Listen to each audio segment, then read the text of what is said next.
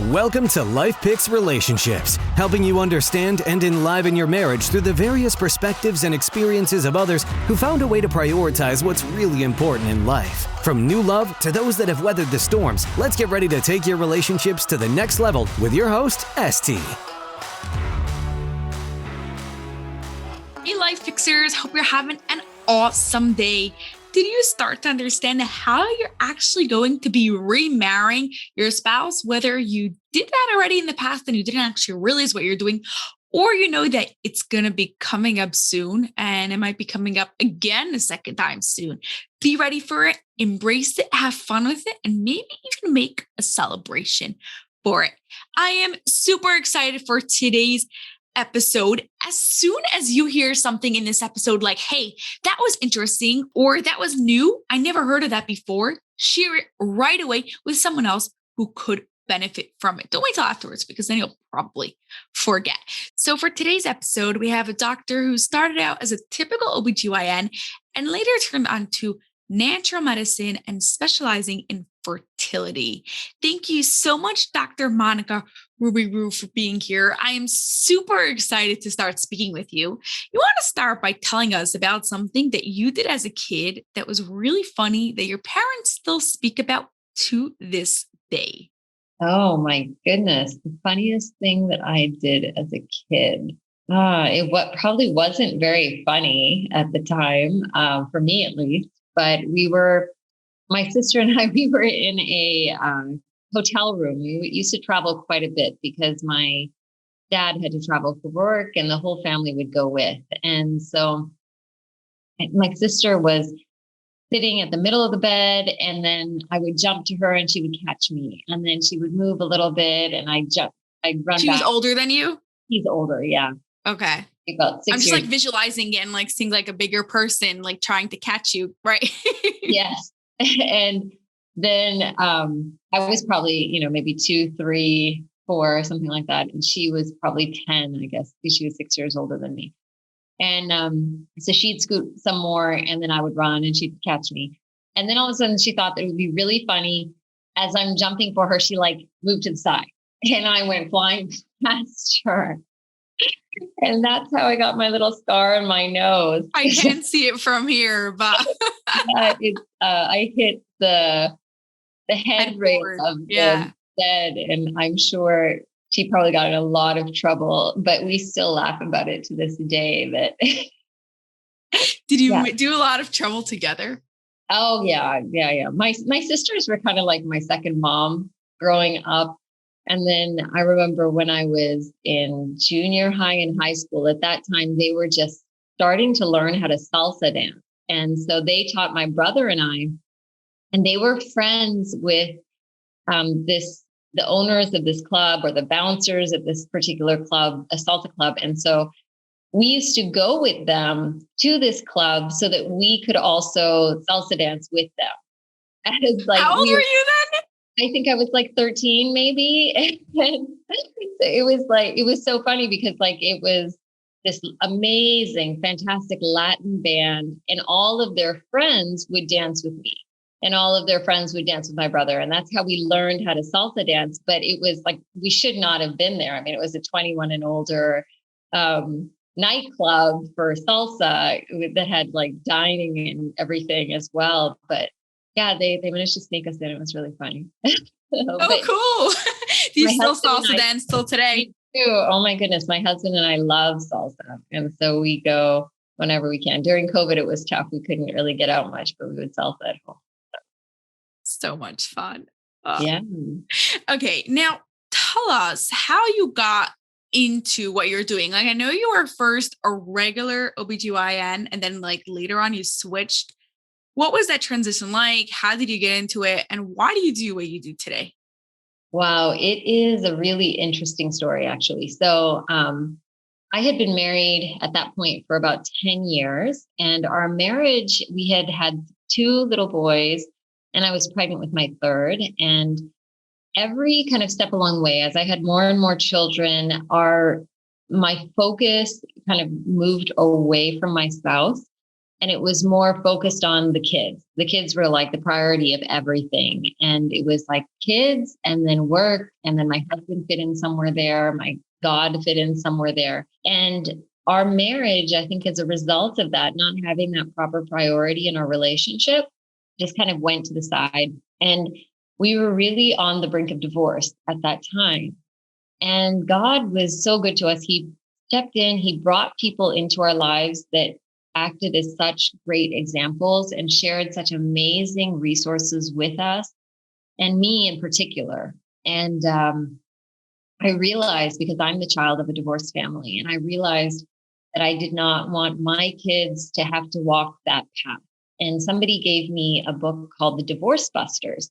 And in that book, as I was reading it, I saw myself, my siblings, our personalities, the way that we interact in relationships. And I was like, no, I'm going to fight tooth and nail, whatever I need to do so that my kids don't end up being the people in this book. And I didn't give up, and we pursued in our relationship. And at the end of it, like, things were much, much, much better. And so I felt like I had this deep desire to like pay back God in some way. And I had watched I had read Abby Johnson's Unplanned, which is a book where I first found out about people peacefully, lovingly praying outside of abortion centers to offer care and support and, relationship to the moms going in, so that if they changed their mind, they would have a place to go. They would have somebody to walk with. And so I decided to do that because it was so outside of my box. I had never desired to do that before. I had always hesitated about even talking about that topic as a gynecologist. And so I went, and being outside of that abortion center was just crazy. It was unbelievable. It was really, really, really sad, and watching people going in and out. And the next day, I had encountered someone there, and the next day he brought me a book about NAPR technology. And I had never heard about NAPR technology. So NAPR technology is natural procreative technology. It's a method of addressing every GYN issue without the use of contraceptives and without the use of IVF. And it was created in response to a challenge which was given by a former Pope, Pope Paul VI. And in his encyclical, Pope Paul VI had written a challenge to men and women of science to create new ways to care for the women in our society, to be able to solve their medical problems without the use of the contraceptive pill, and to give them true holistic, good care, and to do the science which was needed in order to care for these people. And so Dr. Tom Hilgers, in response to that, as a medical student, started to research the different natural family planning methods to see if they really worked or not.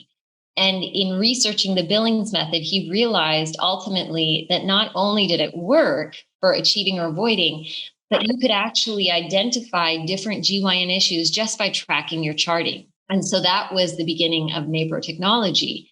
And that has just grown. Now, this man is, he graduated as an OBGYN physician. He's been practicing for many, many years. NAPR technology has been around for more than 30 years. And so I decided, as soon as I got this book from this gentleman, that how many years ago was it that you got this book? Just so we could get like time frame. Probably about 7.5 years. And so I decided at that time that I needed to do something different, because I wanted to practice according to my faith. I wanted to honor God in everything that I did. And when I read the studies which were included in this book, I was blown away, because things that, I had dealt with personally, like postpartum depression, there were no real wonderful treatments for women. But in this book, they talked about the use of progesterone in treating these women, and how within 24 hours you get response, versus the traditional, when women have postpartum depression, you can give them an antidepressant medication, which takes weeks to work. And then once it does work, it just kind of puts them into a gray zone. It doesn't really heal them completely.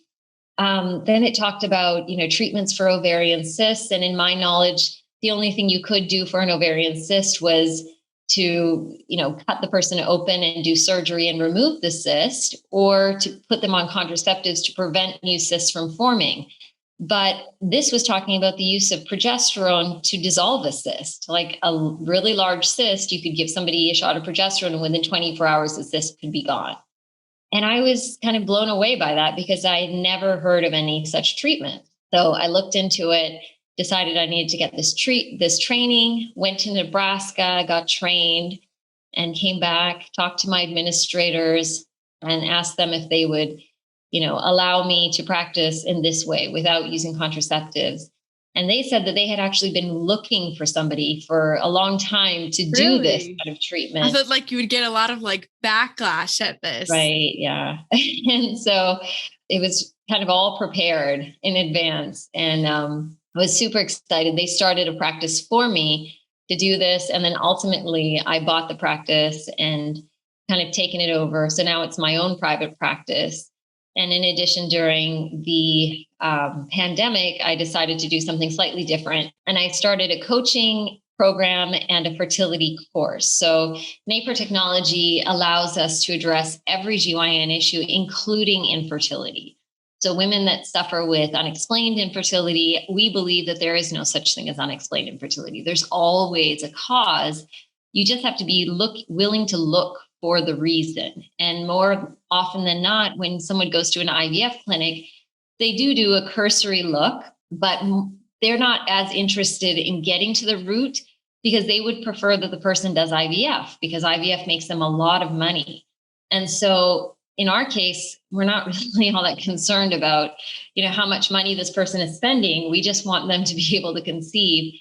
And if they can get it covered by insurance to just treat a normal medical problem, that works great for us. So I created a course and now I have people purchasing that internationally. And I do international coaching as well for people outside of Philadelphia, Pennsylvania. So cool. Now, what has that done first, like for yourself? And then I want to know how it affected your relationship. But doing this work, switching over to what you believe and what you live for, what has that done to you?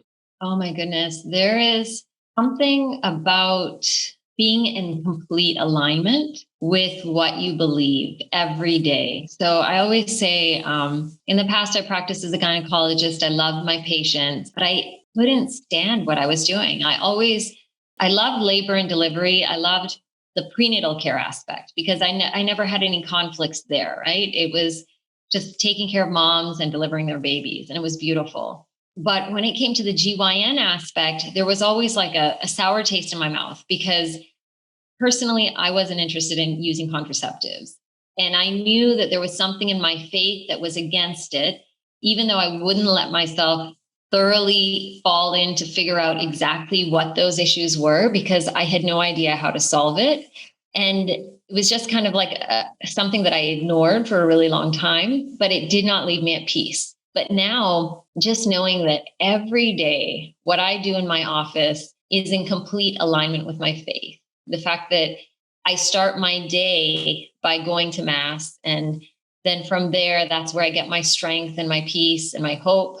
And then I go and I carry that into my office and I try and serve everybody that I encounter with that. And it's really, everything that I do is just, it's supposed to be dedicated to God. When I fail, it's just me failing in the process, but the goal is always just everything's for Him. Yeah. Now, how has that affected your marriage on a personal level? It's been, marriage is always a really challenging thing. There's never a time when it is 100% perfect, 100% of the time. I always tell my patients, like, marriage is like this.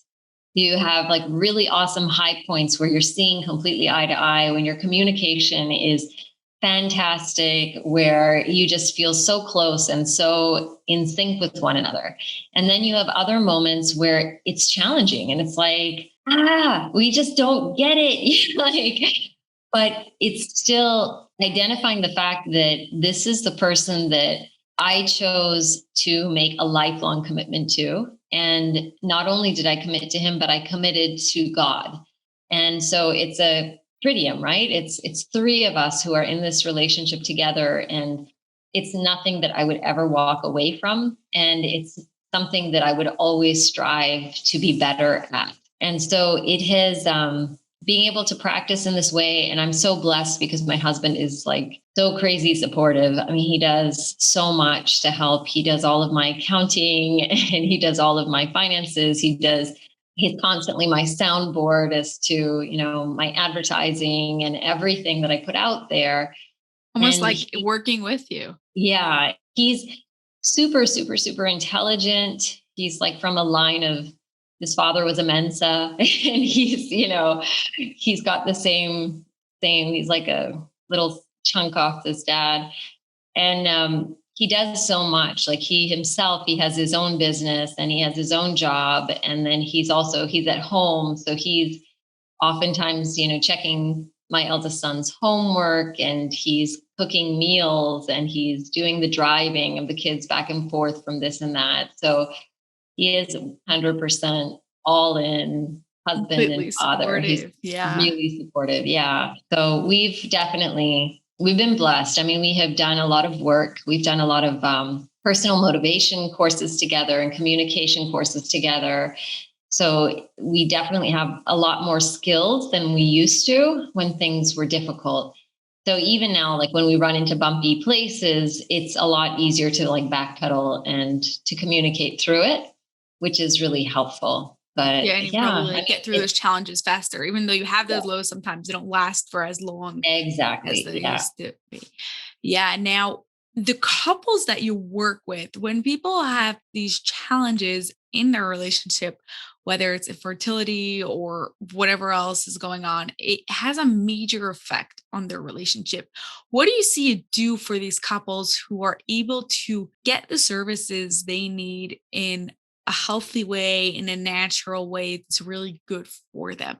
What does that do to their relationship? So the thing is, oftentimes when people are having infertility issues or challenges with their GYN health, it's more often than not related to their hormones. And so if you have a hormonal abnormality, especially when you have too much estrogen or a lack of progesterone after ovulation, it really increases your risk for PMS symptoms. And when you have bad PMS, that will cause you to be angry, to be irritable, to want to get away from people, to want to, just fall down on the ground and be sobbing. And it's not a good feeling. You have tenderness of your breast, you might have headaches, you might have bloating, all sorts of different symptoms that make you feel very, very unwell. And 9 times out of 10, the person that you are taking your anger or your irritation out on is the person that is closest to you. So it's either going to be your spouse or it's going to be your children, because when you go to work, you're typically on best behavior and you're not going to allow that to show at work. But when we address these underlying issues, these women have a chance of really enjoying their lives and just taking a breath. And typically, if you have low progesterone in particular, you're going from, abnormal bleeding because you have persistent tail and brown bleeding at the end of your cycle. And then you have a couple of days off and then you hit PMS. And your cycle lengths are so much shorter because the second half of your cycle after ovulation is shortened significantly because of that lack of progesterone. So you're going from abnormal bleeding to a couple of days off to PMS back to abnormal bleeding.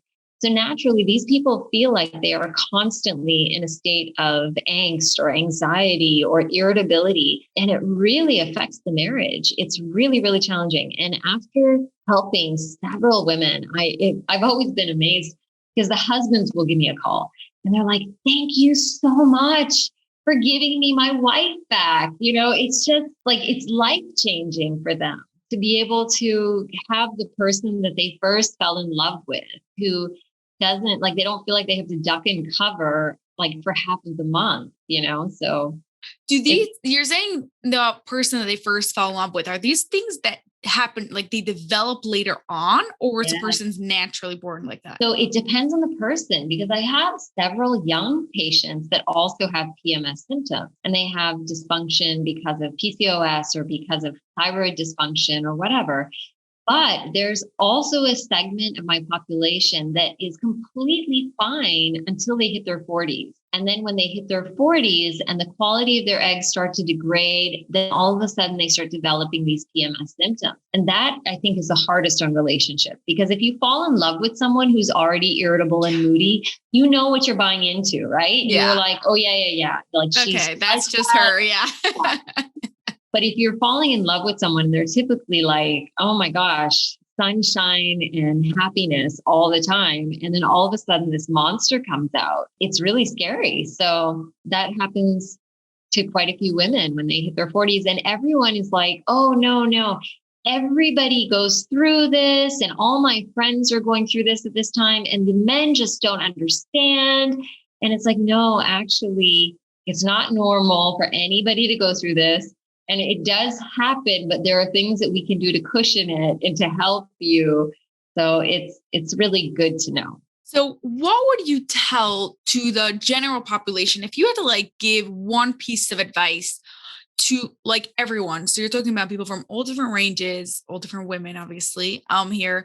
What would you go and tell them to look out for or to do to really go and take care of themselves? So I think the most important thing is actually understanding what is normal. And unfortunately, our typical GYN doctors and, the way that I was trained in OBGYN residency, everything is so broad because the only treatment that they offer is oral contraceptives. So when you ask them, what is a normal bleeding pattern? They'll say, oh, well, some people bleed for 3 days and some people bleed for 7 days. And that's okay if that's what you always have.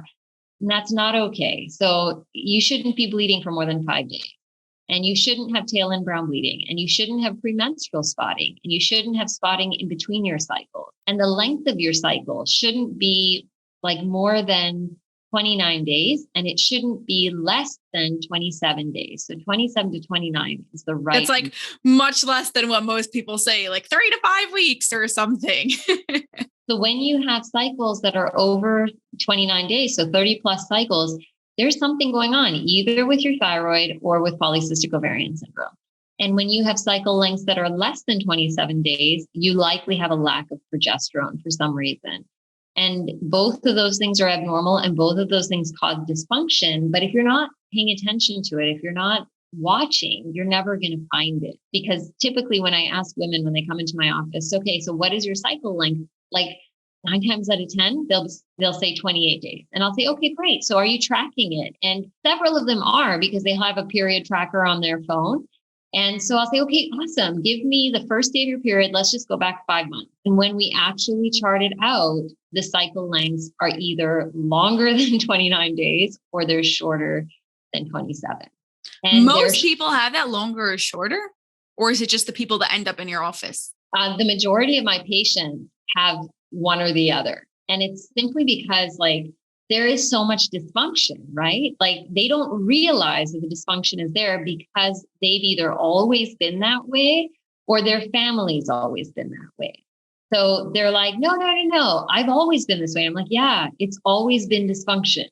So you just didn't realize it. Right. When you're in an abusive home or you're in a difficult situation and that is the only thing then you're going to think that's normal. So Exactly. If you think that it's normal to have a cycle of 35 days, then that's normal.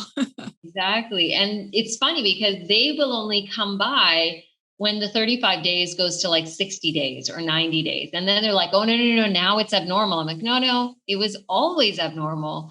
But now it's just getting worse. So yeah, we need to do something about this. Yeah. But it's really, it's amazing because once you can actually share what is normal with somebody and they know what to look for, it's so empowering for the woman because then she can track these things and she can tell, oh, wow, I went through this really stressful time and this is how it affected my cycle. Or I ate this particular thing and this is how it affected my bleeding. Or, look at my bloating that happened half an hour after I ate this. And it's like, oh, wow, I must not be tolerant of that. Just the most important thing for any of us to do is to pay attention to the signs that our bodies are giving us. And okay, because I'm finding these normals and what people think are normals really interesting. Are there a few other ones that you could tell us of what most people think are normal and it's really not? Sure. Yeah, absolutely. So most people think that when you have discharge in the middle of the cycle, that it's abnormal. They're like, oh my gosh, I have this discharge and it's just like, it's there and it's so annoying. No, that's your fertile mucus. And that is the mucus that you need in order to be able to conceive a child. And you should have 5 days of that. Then they will say, oh, I had a little bit of bleeding after intercourse with my spouse, but that's normal, right? No, it's never normal to have bleeding after intercourse. It may indicate that you have a polyp inside or a polyp on your cervix or that you have a cervical infection. So definitely worthwhile looking at. Oh, it's normal to pass clots when I'm bleeding or to have some pain when I'm bleeding. No, if you're passing clots, then there may be some thickened lining inside of your uterus, or you may have polyps inside your uterus, or you may have fibroids inside your uterus. So definitely worthwhile looking into. Most people don't know how to kind of categorize their bleeding, right? So what's heavy for you may be completely different from what is heavy for your next door neighbor. So I always try and put it in terms of how fast will you fill a pad or a tampon. So if you are filling a pad or a tampon in 1 to 3 hours, then that is actually very heavy bleeding. And if you are filling a pad or a tampon in 4 to 7 hours, that's heavy bleeding. And if you're filling a tampon in 8 to 12 hours, then that's moderate. And if it's 13 to 16, then that's light. And then if it's just spotting, it's spotting. But you should pay attention to whether it's red or brown. So when you put it like that, it kind of levels the playing field and people are like, oh, wow, I always thought I had moderate bleeding, but I actually have very heavy bleeding. And they're shocked to hear that they have very heavy bleeding because they've always had very heavy bleeding. And for them, that was just moderate. So because there were actually times that they were completely hemorrhaging and that's when they thought that it was very heavy. You know what I mean? Yeah, totally. Of what you know and what you don't know. It's so important. Education and the awareness of things is the first step to anything. Now, what can people do to, obviously, besides for taking your courses and going into your office and connecting with you, which I recommend everyone to, but what can people start doing today if they're noticing that some of the things they are saying is like, hey, actually, I thought this was normal and this really wasn't? There is so many different resources out there for people to look at. So, I mean, I have a YouTube channel, so Dr. Monique Ruberu on YouTube, and I have tons of videos there about different topics. I have a TikTok and an Instagram, and I'm constantly, like every day, I'll think about, what would another nugget be that my patients would really benefit from knowing about? And so I'll try and stick a reel in there about thyroid dysfunction or about brown bleeding and what it really means, or all of these different things. So there's lots of different resources just by me. But in addition to that, there are so many other writers. There are so many other, naturopaths, nutritionists, alternative medicine docs, integrative doctors. So you want to look for somebody who is looking beyond what they learned in allopathic medicine. Because typically, I was trained allopathically, and there is some good there for sure. I learned how to do surgery. I learned about the basic functions of the body. Like having to think about what you learned. I love that. But like by far, I feel like allopathic medicine, we focus so much on treating the symptoms and not really looking for the root cause. Like even before doing OBGYN, I did family medicine. And so like just across the board, if someone has high blood pressure, yes, you might have one person out of 20 who's a really good doc, and they will do every possible test to figure out why this person has high blood pressure. Like, is it high blood pressure because you're overweight, or is it high blood pressure because you have some sort of renal dysfunction, or is it high blood pressure? What's going on that's causing this? Is it anxiety? Is it depression? What is it? But 9 times out of 10, because insurance companies are ruling the game, and they are basically, saying you have to see this many patients in one day. By the time the patient is in your office with you, you are down to like 5 minutes with that patient. Literally, that's what happens. In a typical, it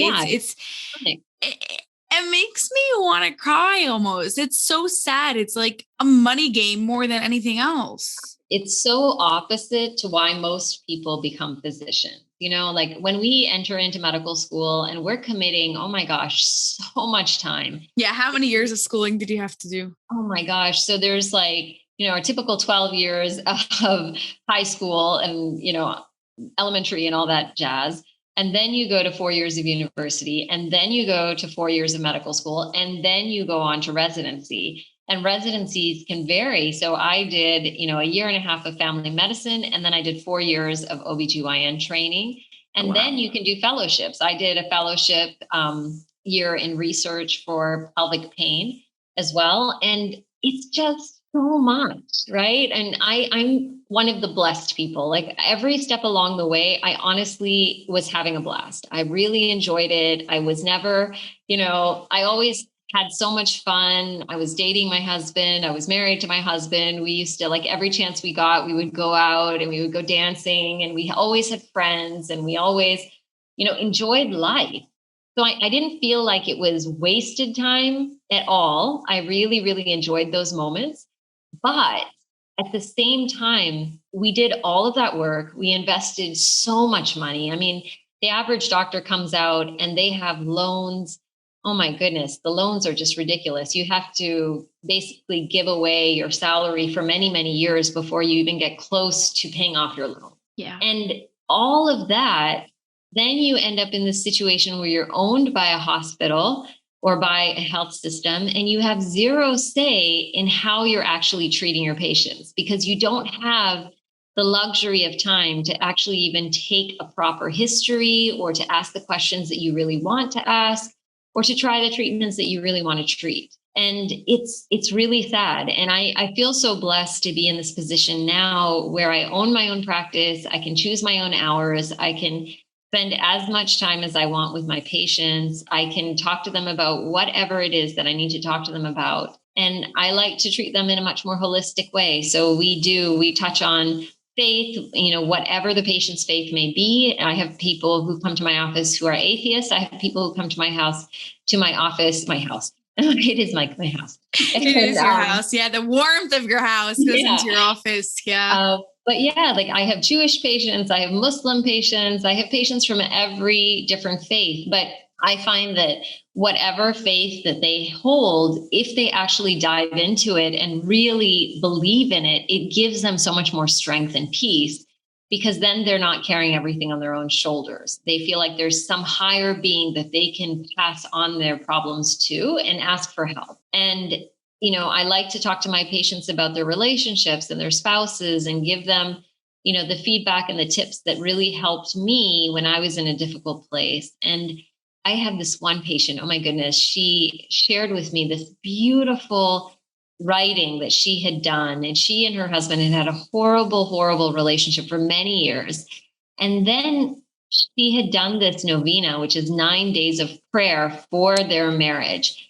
And at the end of the novena, she had a complete change in heart towards her husband. And it was really interesting because it was just her that had the change in heart. But because of her change in heart, she managed to influence the entire situation. And the way that she treated him changed their entire marriage. And she wrote this beautiful long thing. And the other day, she told me, she was like, please keep this. And if anybody needs it, please give it to them. So I was like, thank you. I'm going to make a ton of copies and just leave it in the waiting room so that anybody who reads it, if they feel like it would be helpful, they can have a copy. And the other day I had another patient who came into my office, and she had the paper with her and she was crying. And she said, Dr. Ruberu, is this your story? And I said, no, this is another patient of mine, and this is her story.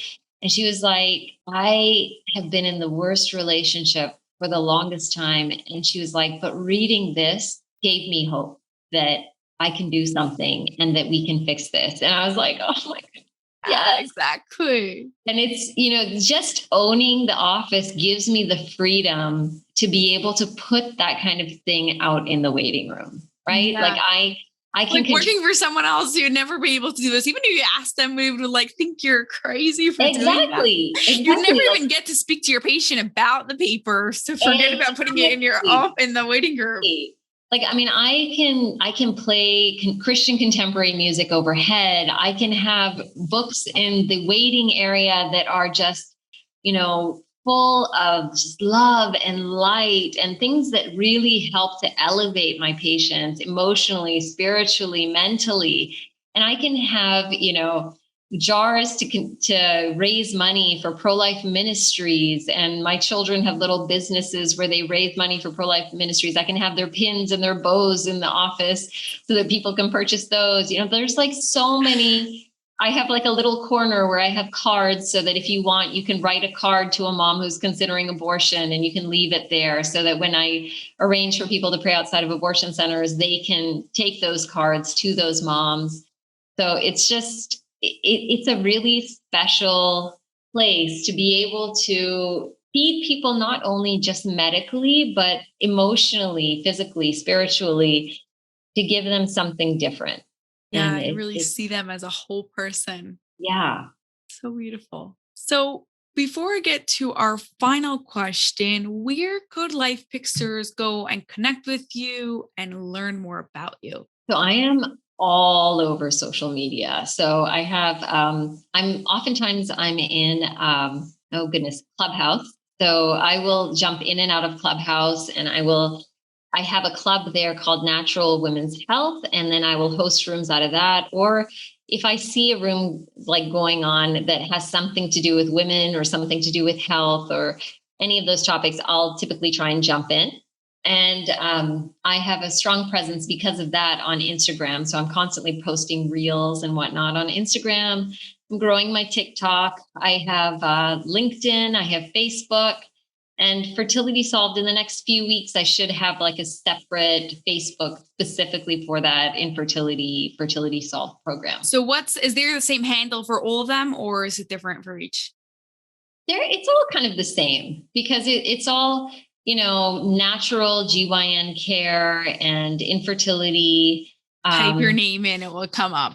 You bet. Awesome. Yeah, we'll put the links in the show notes so that way everyone could go and connect with you and learn more about this. I think it's so cool. And so like, not just like take the medication, just take this and like get out of my office. So no matter what your situation is, whether it's in this area of health, whether it's in mental health, I think there's so much more that we're lacking in a traditional medical system. So I often wonder, so many women have been diagnosed with anxiety and depression.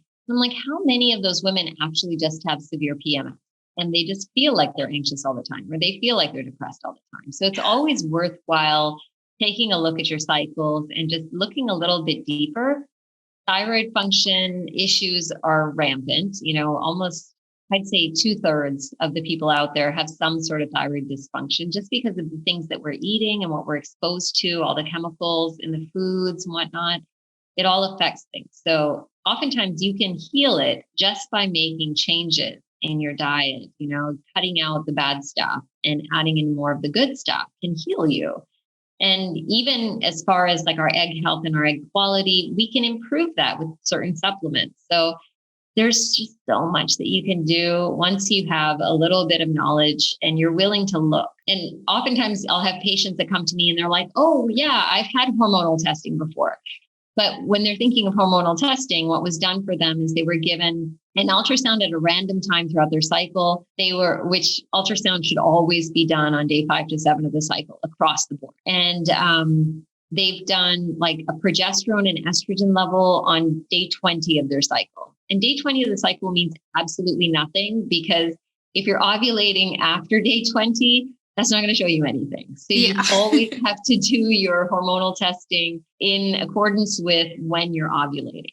And so when when you're ovulating, then you can check levels, either 3, 5, 7, 9, 11 days afterwards. And then you'll know what normals are so you can compare your levels to them. But if not, then there's no way that you'll really know how to interpret that finding. You're like doing the work without actually doing the work. Exactly. You're just getting blood drawn for fun.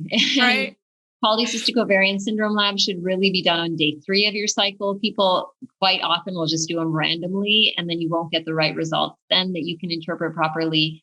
So there's just so many little things like that. So often people will come to me and they're like, yes, I've had a thorough hormonal evaluation. I'm like, awesome, let's see, what did you get? And then we'll go through it. I'm like, okay, so you had this done, but what day of the cycle was it done? And then they're like, oh, I don't know, because I really wasn't tracking my cycle, so I'm not sure. And I'm like, well, the lining looks thickened if you had it done at this time, because day 5 to 7, we're doing it then because the lining is at its thinnest, the ovaries are their quietest. So if we see any, thickening of the lining, we know that it's abnormal. Or if we see any cysts on the ovaries, we know they're abnormal. Versus if you get an ultrasound done in the middle of the cycle, there's supposed to be a cyst there. That's your ovulatory. And people will be like, oh, I have cysts on my ovaries. I'm like, well, when was it done? It was done in the middle of the cycle. I'm like, yeah, you're supposed to have a cyst. That's why. So. Yeah. Okay. So for our final question, one that I ask everyone, how would you describe an extraordinary relationship without using love, trust, or connection? Self-sacrifice, 100% self-sacrifice. Somebody who's willing to prioritize the wants and the needs of the other person over their own. Wow. Yeah. It goes so much with you as what you believe in and who you are as a person. So that makes so much sense. Awesome. Well, thank you. This was so interesting, so informative, especially like what's the norm and what's not the norm. And I really hope people go and learn more about it so they're informed about what they're actually doing and living each day. Yeah, that would be wonderful. So thanks so much for helping me spread this message. If you guys ever need any help, I'm always available and happy to help. Awesome. That's all for this episode of Life Picks Relationships. And we have a huge favor to ask of you that will not only support this show, but also give others what they need to take their marriage to the next level. We're striving to have 1 million downloads per episode by December 31st, 2025. So please share it with your family and friends so they can turn their relationship into an extraordinary one.